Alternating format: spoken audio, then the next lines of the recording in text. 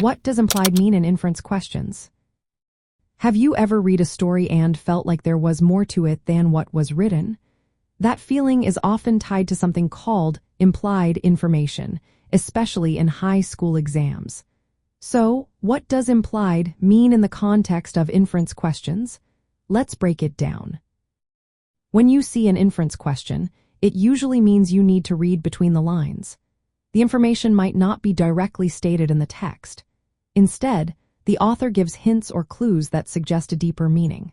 For instance, if a character is described as looking out the window with a frown, you might infer that they are feeling sad or longing for something.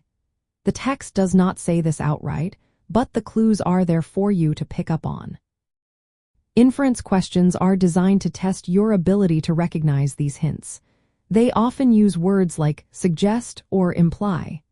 For example, a question might ask, "What does the author imply about the character's mood?" This means you need to think about what the author is hinting at, not just what is clearly stated. Understanding the difference between implied and inferred is important. Implied refers to what the author does when they hint at something. Inferred is what you do when you take those hints and figure out the meaning. This distinction is key to answering inference questions correctly. To prepare for these types of questions, practice is essential. When you read, pay attention to the details. Look for clues that suggest emotions or situations.